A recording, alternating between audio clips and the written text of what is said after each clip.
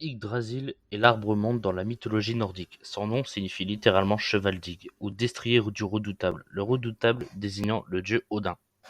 Sur lui reposent les 9 royaumes: Asgard ou Asheim, royaume des As, Vanaheim, royaume des Vannes, Alfheim, royaume des elfes clairs, Midgard ou Manaheim, royaume du milieu, royaume des hommes, Jotunheim, royaume des géants, Svartalheim, royaume des elfes sombres, Niflheim ou Nibelheim, royaume des brumes et des Nibelungen, Muspelheim, royaume du feu, Helfheim, royaume des morts, où résident les personnes mortes, les criminels, ainsi que les gens morts de maladie ou de vieillesse.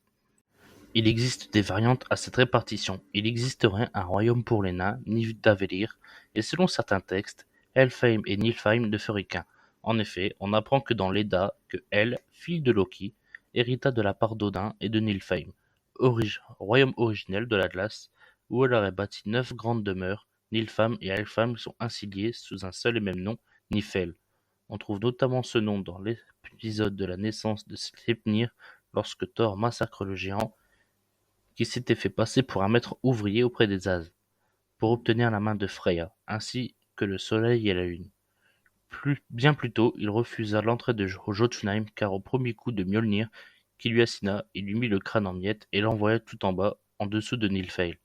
Cependant, il est également possible que Helfheim soit le royaume des morts, mais dans ce cas, la traduction de Nifel, qui donne Hel sombre, signifierait que ce royaume se trouve encore plus bas que Helfheim. Yggdrasil est représenté comme un immense if ou frêne avec 3 racines reliant 3 mondes différents: Asgard, Midgard et Niflheim. La première racine provient de la source de Hvergelmir, située en Niflheim. Un dragon, Nidhogg, garde jalousement cette source et ronge la racine. La deuxième naît dans la fontaine de Mimir, située en Jotunheim. Cette fontaine est censée contenir la source de toute sagesse.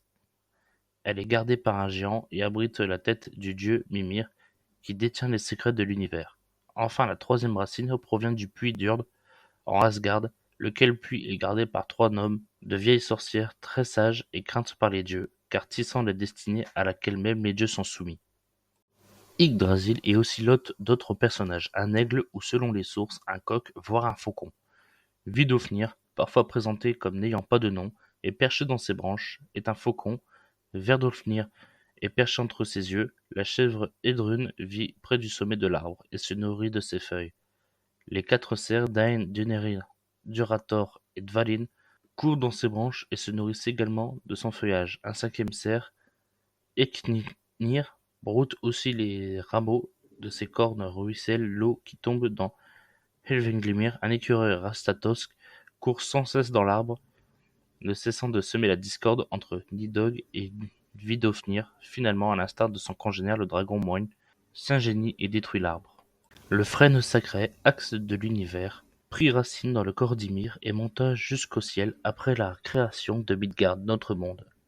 À la périphérie de la terre par les As, les dieux principaux, la rosée du ciel qui tombe d'Yggdrasil est parfois aussi associée au Miela, ce qui renforce l'identification au frêne connu pour fournir un abondant Miela. C'est en restant pendu à une branche d'Yggdrasil, percé d'une lance durant 9 jours et 9 nuits, qu'Odin découvrit le sens des runes. Dans la culture populaire, Yggdrasil apparaît très souvent. Il apparaît par exemple dans Sword Art Online, ou encore God of War, dans plusieurs jeux comme Dragon Quest, ou encore même dans la série Senseiya Soul of God. Abonnez-vous et partagez la vidéo, ça nous ferait extrêmement plaisir. Merci encore. Sur ce, moi je vous laisse.